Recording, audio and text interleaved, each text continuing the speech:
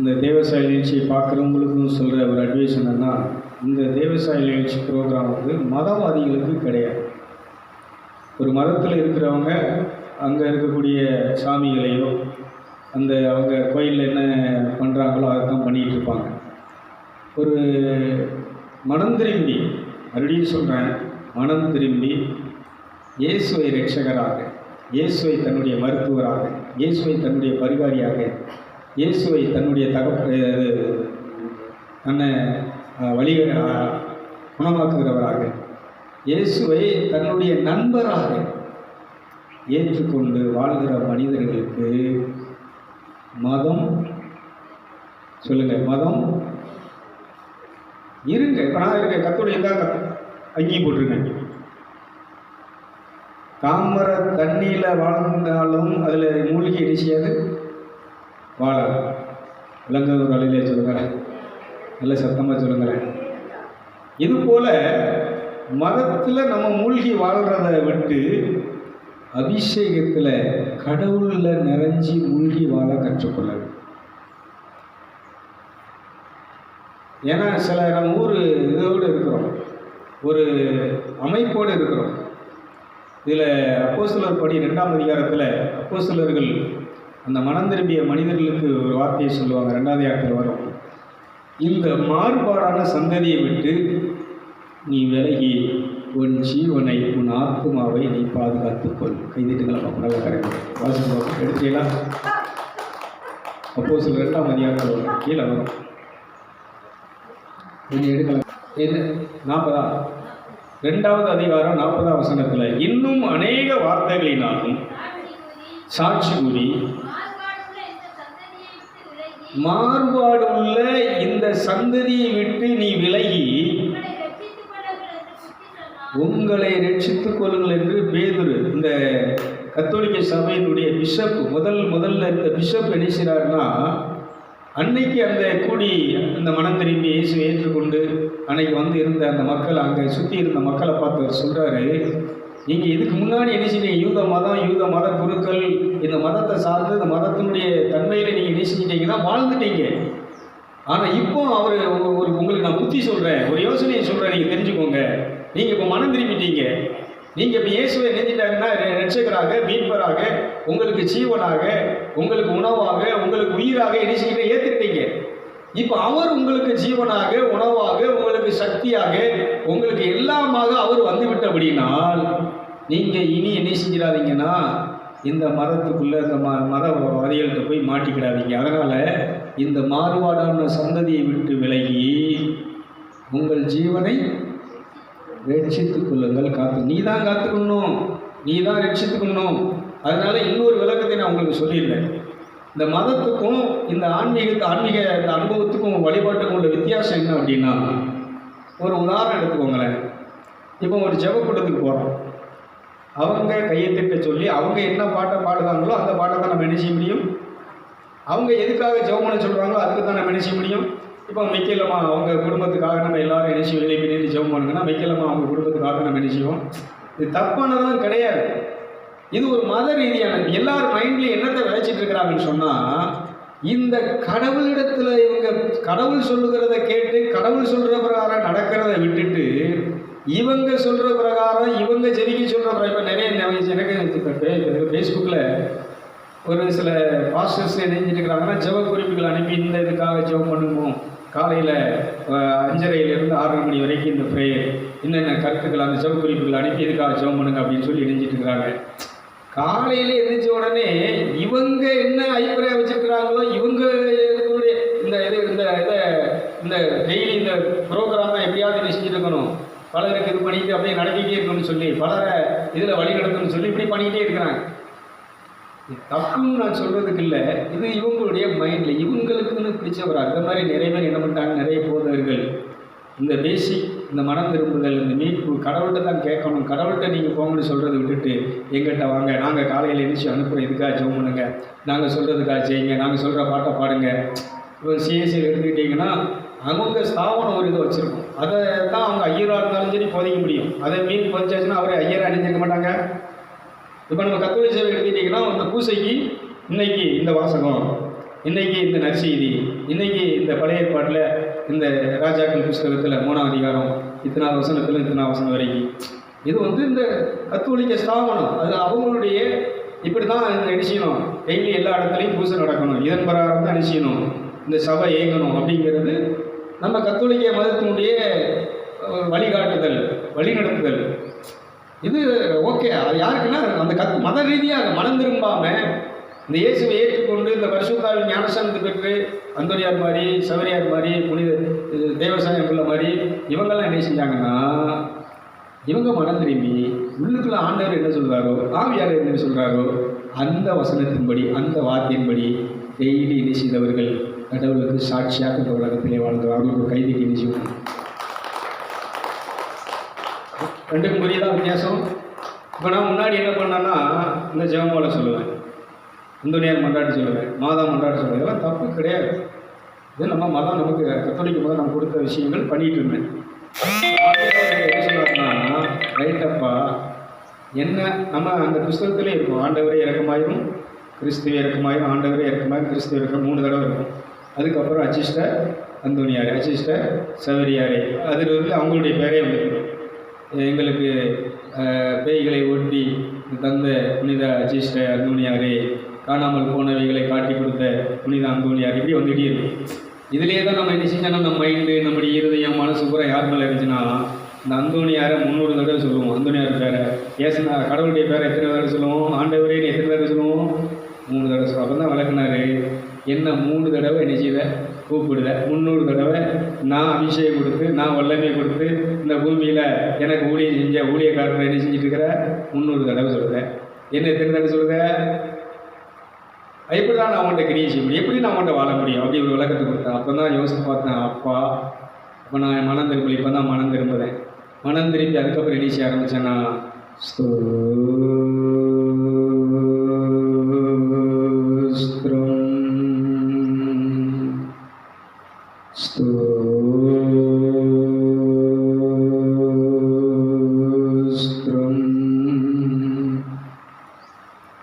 ஏழு குத்து விளக்கின் மத்தியில் வாசம் செய்கிறவரே ஸ்தோத்திரம்.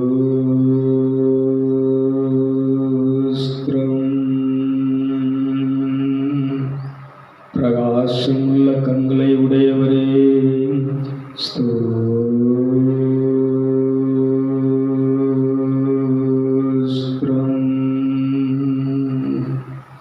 பரிசுத்தமுள்ள பிதாவே, பரிசுத்தர் பரிசுத்தர் என்று பரலோக கூட்டத்தால் ஆராதிக்கப்படுகின்ற பரிசுத்தரே ஸ்தோத்திரம்.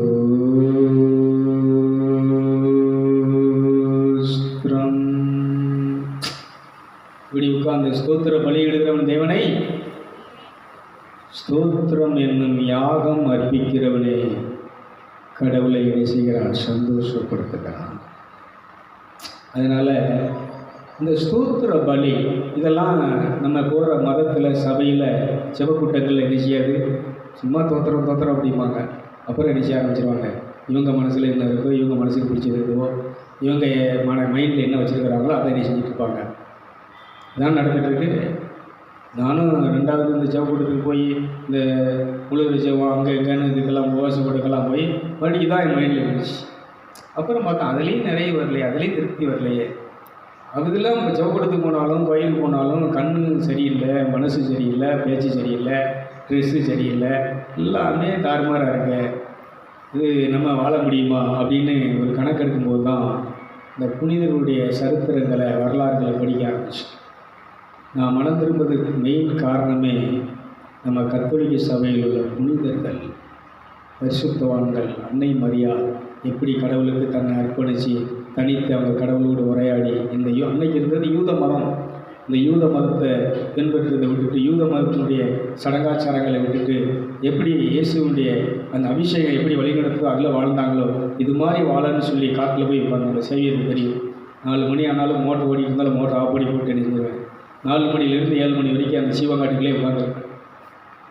அப்படித்தான் நான் என்ன செஞ்சேன்னா, இந்த பரலோகத்தோடு தேவனோடு தேவரது கூட்டங்களோடு என்ன செய்ய வாழ ஆரம்பிச்சு. இந்து சகோதரர்களுக்கு நான் என்ன சொல்கிறேன்னா, நீங்கள் சொல்லக்கூடிய அந்த சுலோகத்திலே அங்கே என்ன செய்யுதுன்னா கரெக்டாக இருக்குது. அந்த சுலோகம் என்ன சொல்லுன்னா, ஓம் ஸ்ரீ நீதி தேவாய நமக. பொருள்: நீதியின் தேவனை உம்மை போற்றுகிறேன். அடுத்து நீங்கள் பார்த்தீங்கன்னு சொன்னால் இதில் ஒவ்வொன்றையும் சொல்லுவார். ஓம் ஸ்ரீ பஞ்சகாய நமக அப்படின்னா உடல் 5 காயங்கள் கொண்டவரே உண்மை என்ன செய்கிறேன். அவங்க உண்மையான அவங்க சுலோகம் பூரா என்ன செஞ்சிருக்குன்னா கரெக்டாக இந்த ஓம்னா என்ன, ஆம், ஆமே எல்லாம் யாரை குறிக்கணும், அந்த பரலோக தேவனை தான் குறிக்க. கைத்தட்டுங்களை பார்ப்போம், நல்லா கரெக்டாக தீட்டு செய்வோம். அதனால் ஒரு விஷயத்தை நீங்கள் புரிஞ்சுக்கணும். அன்னைக்கு இருந்த இன்னைக்கு சாமி கும்பிடுறவங்கெல்லாம் இதில் இல்லை. இந்த மாதிரி சுலோகங்கள் சொல்ல உண்மையான பிராமணர்கள், உண்மையான இந்து முறைப்படி வாழக்கூடியவங்களாம் என்ன செஞ்சாங்கன்னா இந்த அடிப்படையில் நினைஞ்சிருக்கிறாங்க. ஓம் ஸ்ரீ தியாகாஸ்வரைய நமக அப்படின்னா தம்முடைய உயிரை தியாகம் செய்தவரே உண்மை என்ன செய்கிறோம். அதனால் இந்து சகோதரர்கள் நீங்கள் என்ன செய்யுங்கன்னா அந்த சுலோகத்தை நல்லா சொல்லுங்கள். இது யாரை சொல்கிறீங்கன்னா அந்த சிருஷ்டிகர், அந்த படைச்ச தெய்வம். அவர் இயேசுவாலே தான் எல்லாம் படைக்கப்பட்டது. நிறுவனம் சொல்லுது. அன்னைக்கு தேவனோடு இருந்து எல்லாத்தையும் சிருஷ்டித்த தேவனுடைய இதை சகலத்தையும் செஞ்சது யாருன்னா ஜீசஸ் தான். அவராலே இன்றி எதுவும் என்ன செய்யலை, உண்டாக்கவில்லை. எல்லாம் அவருக்காகவே எல்லாம் உருவாக்கினோம். நம்ம அவருக்காகத்தான் நிச்சயம் உண்டாக்கப்பட்டோம். அது கீழே பார்த்தீங்கன்னா ஓம் ஸ்ரீ இம்ருதயம் ஜெயாய நமக, மரணத்தை ஜெயமாக வென்றவரை உண்மை என்ன செய்கிறோம், போற்றுகிறோம். இதெல்லாம் அர்த்தம் தெரியாமல் அப்படி சொல்லிட்டு இருக்கிறாங்க. இதனுடைய தமிழ் அர்த்தம் விளக்கம் தெரிஞ்சு இதை பண்ண ஆரம்பித்தா அவங்கள போல் இன்னைக்கு கடவுளை துதிக்கிறவங்க, தொழுகிறவங்க, ஆராதிக்கிறவங்க இந்த உலகத்தில் யாரும் நினச்ச முடியாது, இருக்க முடியாது. அதனால் இன்றைக்கி நம்ம இப்போ அடுத்த பகுதி நம்ம திருவிருந்த ஆராதனைகளை போகிறோம். அதனால் மறுபடியும் நான் சொல்கிறேன், இந்த மத வழிபாட்டுக்கும் ஆவியினால் ஏவப்பட்டு நீங்கள் ஆவியில் ஜெபிக்கிறதற்கும் ரெண்டுக்குள்ள வித்தியாசம். பவுல் இதை எழுதுகிறார், நீங்கள் ஆவியிலே நிறைந்து ஆவியிலே ஏவப்பட்டு ஜெபியுங்கள்.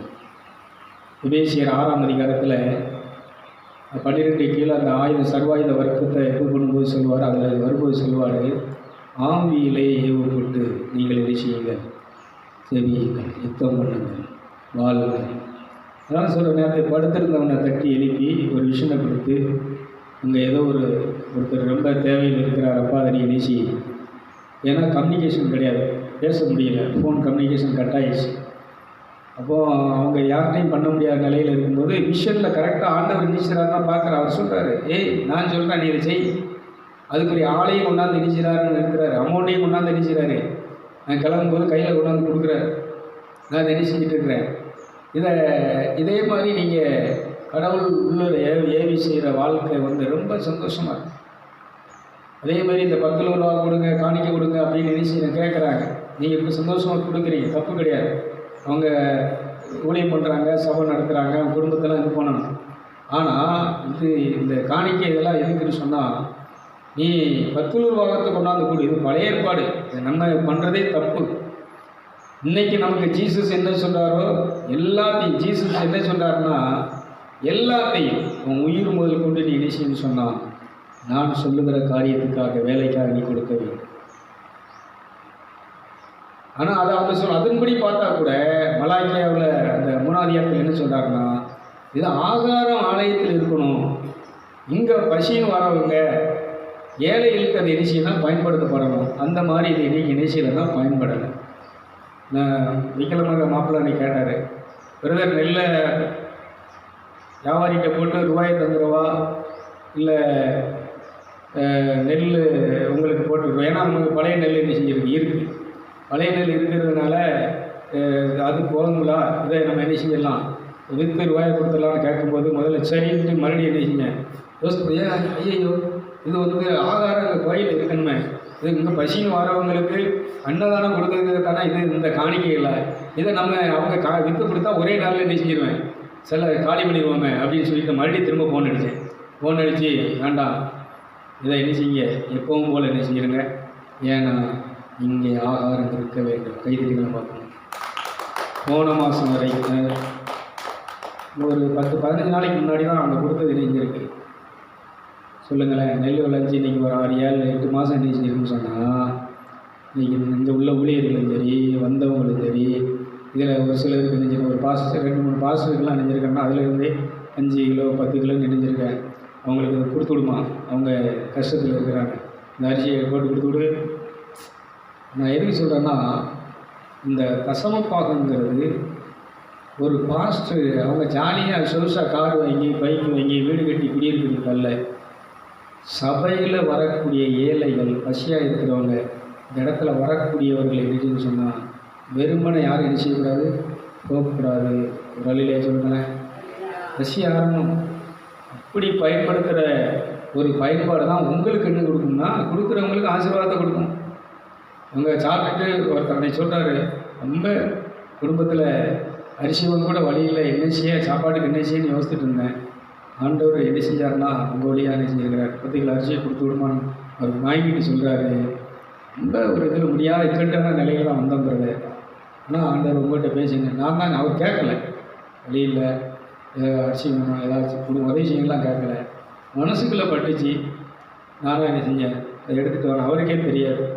நான் போயிட்டு வரேன் ஜெபம் பண்ணுங்கன்னு சொல்லும்போது தான் இந்த ஒரு 10 கிலோ அரிசி இது கொண்டு போய் என்ன செய்யுங்க, அம்மா பிள்ளைகளுக்கு கொடுத்து என்ன செய்யுங்க, சமைச்சு சாப்பிடுங்க.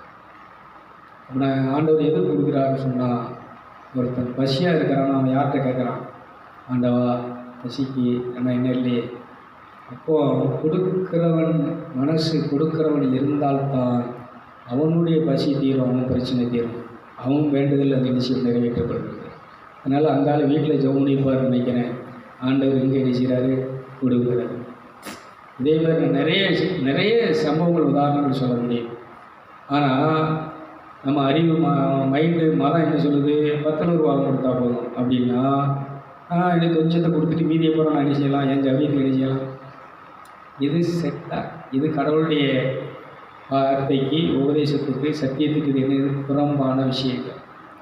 அதனால் 10 ரூபாங்கிறது வந்து காணிக்கை என்பது வந்து ஏழைகளுக்கு, பசியாக இருக்கிறவங்களுக்கு, ஆதரவற்று இருக்கிறவங்களுக்கு, அனாதைகளுக்கு.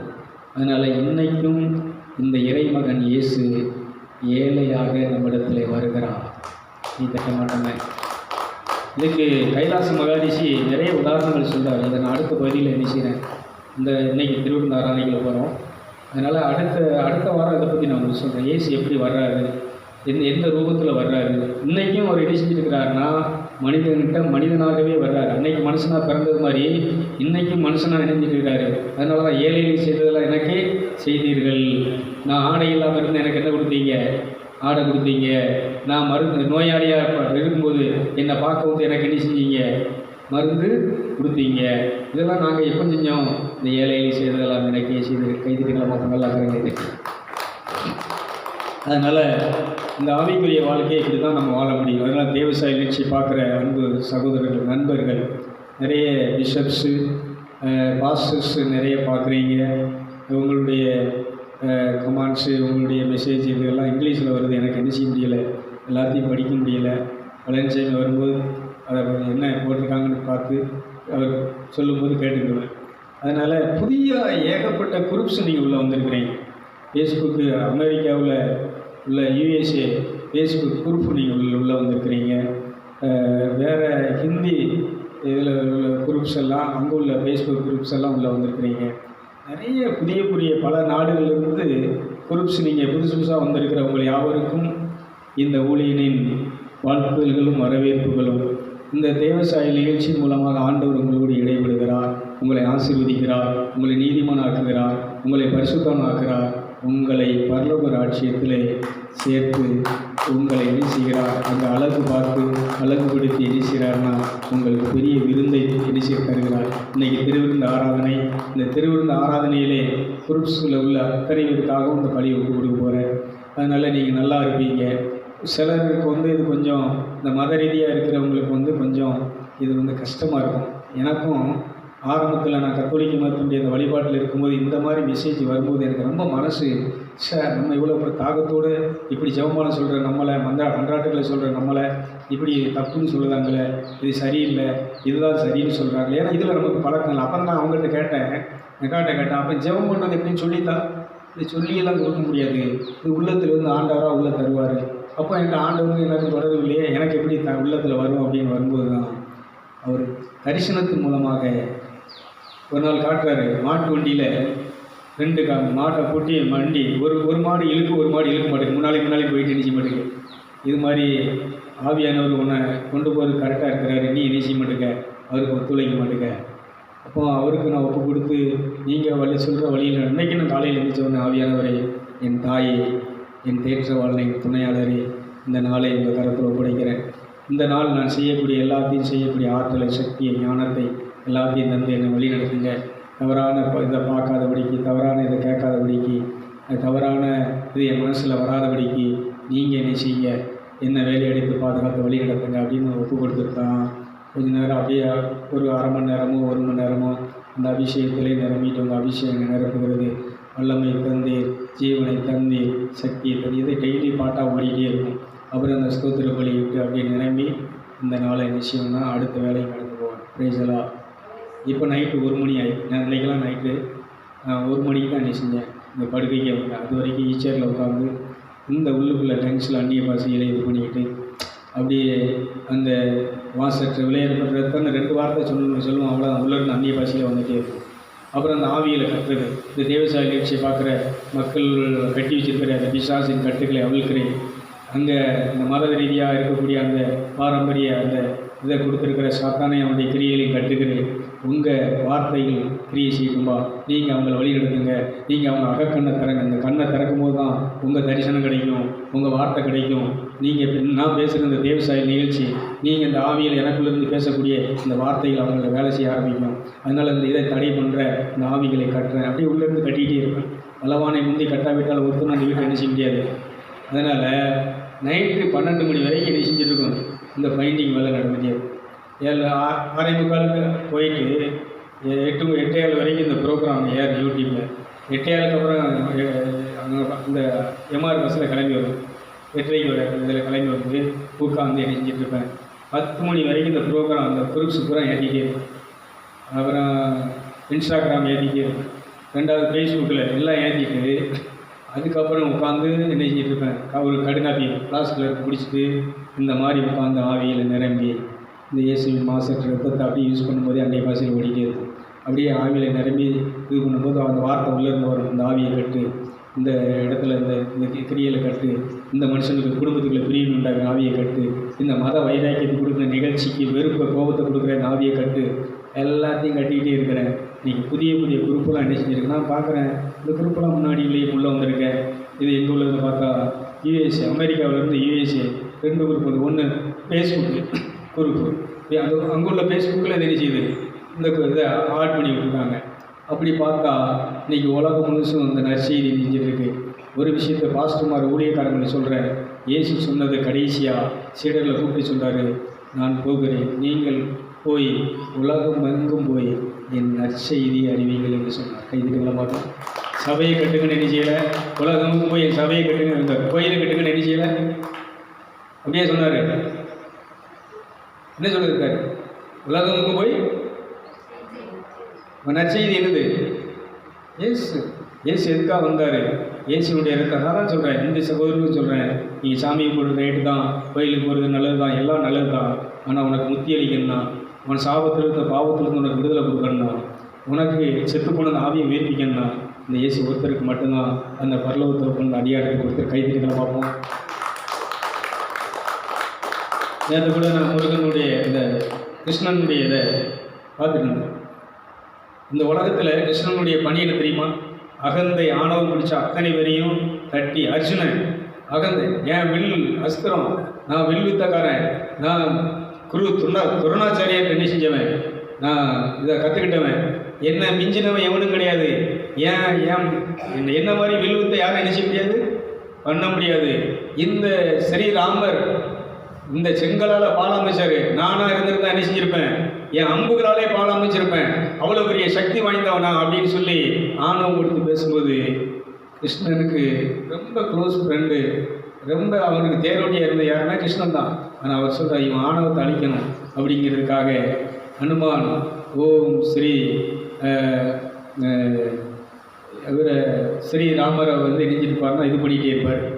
அப்போ இவன் என்ன செய்வார்னா, அர்ஜுன் அந்த இடத்துல போகும்போது, உங்கள் ஸ்ரீராமர் கல்லுனால் பாலம் அமைச்சார், நானாக இருந்தால் நெஞ்சிருப்பேன், அம்புலே அந்த அம்புல பாலம் அமைச்சா இத்தனை வானத்தூரில் நடந்து போகும்போது பாலம் நெஞ்சிரும், உடைஞ்சிரும் அர்ஜுனா அப்படின்னு சொல்லுவோம். இல்லை, நான் அமைச்சா நிச்சயாது, அந்த பாலம் உடையாது அப்படின்னு ஆணவத்தில் பேசும்போது தான், நீ நான் ஒரு ஆள் நடந்தாலே உன் பாலம் உடையும்.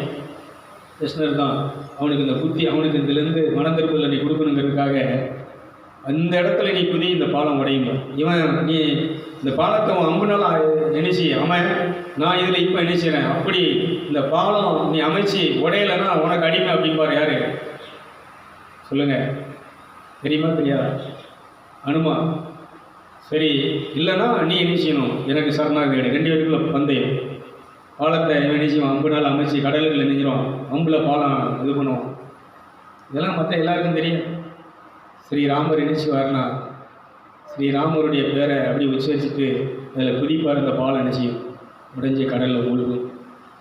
அர்ஜுன் வெக்ஸ் தான் இருப்பான். ஐயோ, நான் என் பானத்தை இது வரைக்கும் எவனும் தோற்கடிச்சது கிடையாது, என்னை வென்றவனே கிடையாது, ஆனால் இந்த அனுமான் நினைச்சுட்டானே, என்னை தோற்கடிச்சிட்டானே அப்படின்னு சொல்லிட்டு, இனி நீ சொன்னபடி நான் உனக்கு அடிமை, நீ என்ன சொன்னாலும் நீ சொல்கிறபடி தான் கேட்கணும், நான் இப்போ என் இதை நினைச்சிக்கிட்டேன், என் மானத்தை தன்மானத்தை இழந்துட்டேன் அப்படின்னு சொல்லி மன்னிப்பு கேட்பாங்க.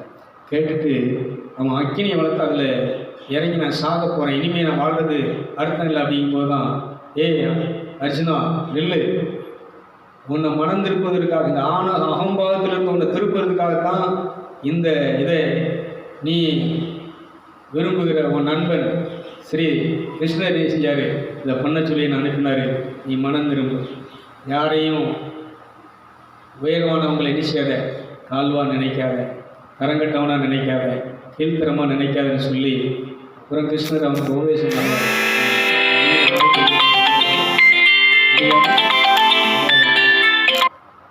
இப்படி கெட்டவர்களை நல்லவர்களாக மாற்றினது தான் யாருன்னு சொன்னால் இந்த கிருஷ்ணன். ஆனால் அது மாதிரி இன்றைக்கி வாழ்கிறத விட்டுட்டு, அவர் சொன்ன வழிகாட்டுதலை விட்டு இன்றைக்கி எல்லோரும் நெஞ்சிட்டு இருக்காங்க, சிலையை அடித்து நெஞ்சிட்டு இருக்கான், கும்பிட்டு இருக்கிறான்.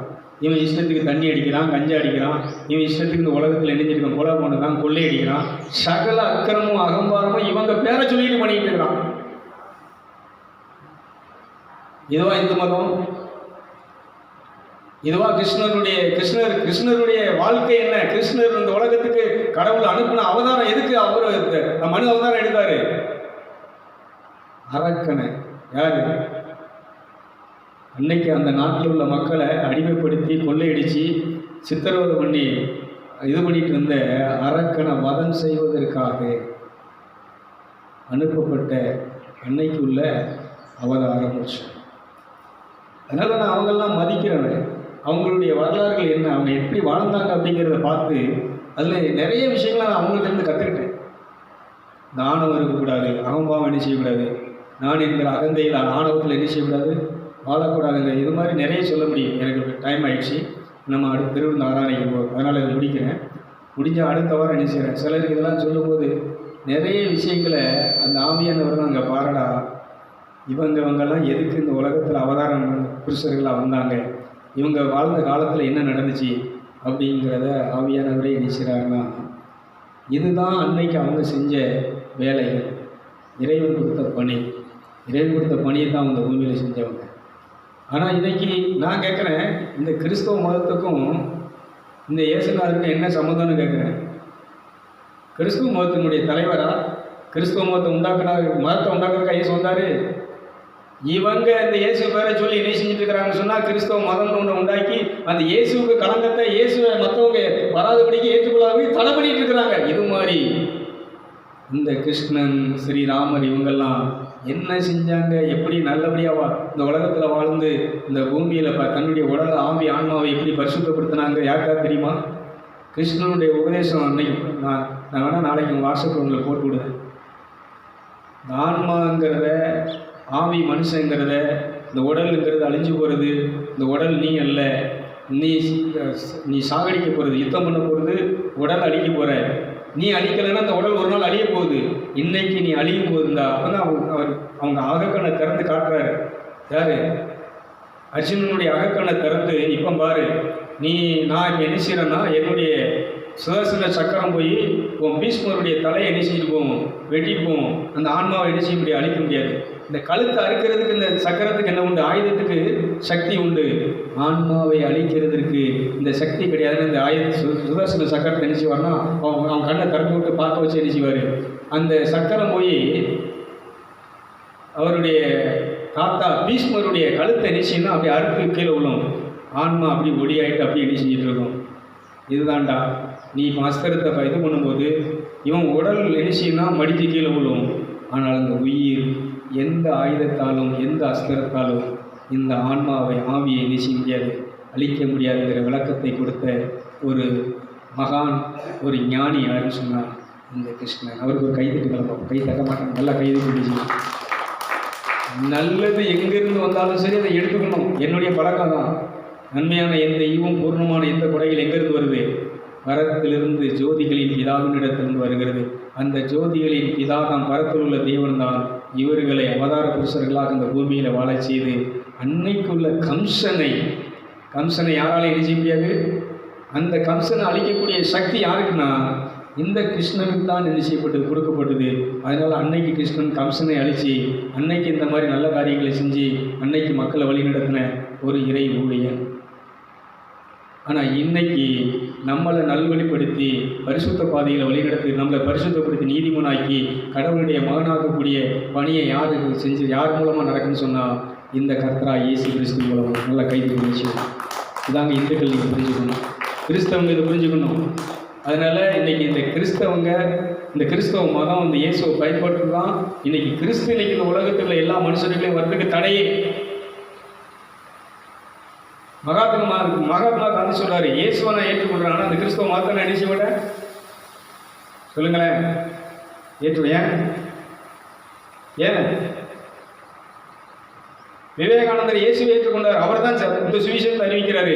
33 தேவர்கள் இருந்தாலும் உன்னை ரட்சிக்கிறதற்கு, உனக்கு முத்தி அளிக்கிறதற்கு இந்த இயேசு ஒருத்தரால் முடியும், அவர் தான் ரட்சகர் அப்படின்னு சொன்ன யாரு. ஆனால் அந்த விவேகானந்தர் இந்து மதத்துக்கு குருவா இருந்தாரு, கிறிஸ்தவ மதத்துக்கு வரலையே. ஏன் சொல்லுங்க. அப்போ இந்த கிறிஸ்துவை ஏற்றுக்கொள்கிற, கிறிஸ்துவுக்குள்ள வர்றதுக்கு தடையா இருக்கிறது எது? மதம். அதனால தான் நான் அந்த மதத்தை நிச்சயம் குறைச்சி பேசலை. மதத்தில் இருக்கிற மதத்திலிருந்து மனம் திரும்பிடுங்க. இந்த மதத்தில் மூழ்கி இருக்காதீங்க. நீங்கள் திருச்செந்தூருக்கு பார்க்க, நீங்கள் பஸ்ஸில் இன்றைக்கி என்ன பஸ் ஏறவே முடியாது, கூட்டம் அவ்வளோ கூட்டம். எவ்வளோ செலவு, லாட்சி, இவ்வளவு பண்ணி போறிய, ஏதாவது உனக்கு பிளஸிங் கிடைக்குமா, முத்தி கிடைக்குமா, சாபம் தீருமா, பாவம் தீருமா? ஒருவேளை இந்துக்கள் கூட என் மேலே கடுமையான கோபம் வரலாம். ஏன்னா நீ உழைப்ப சம்பாத்தியத்தை ஊதாரித்தனமாக இணைஞ்சிட்டு, ஊதாரி வந்து செலவழிச்ச மாதிரி செலவழிச்சிட்டு இருக்கிற. இந்த முத்தி அளிக்கிறதுக்கு, இந்த ரட்சிப்பை கொடுக்கறதற்கு, இந்த செத்துப்போன ஆவியை உயிர்ப்பிக்கிறதுக்கு இயேசு பெருவிலை கொடுத்துருக்கிறார். கைதுகளா நீ விலை கொடுக்க வேண்டிய அவசியம் இல்லை. அவர் பெருவிலை கொடுத்துட்டாரு. உயிரையே, தன்னுடைய ரத்தத்தையே தியாகம் பண்ணிட்டாரு.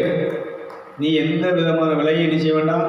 நீ அவரை மனம் திரும்பி அவரை ஏற்றுக்கொண்டால் போதும். இந்த மதத்தில் மூழ்கி வாழ்றதை விட்டுட்டு டெய்லி அவருடைய பிரசனத்தில், ஒளியில், அபிஷேகத்தில் நீ மூழ்கி வாழ்ந்தனா உனக்கு முத்தி மாத்திரமல்ல, அந்த விண்ணகத்தினுடைய தாய் நாட்டில் உனக்கு வீடு சொந்தமாக இருக்கிற. கைதை நிகழ்ச்சியும் இதோட நிகழ்ச்சி நிறைவு செய்கிறேன்.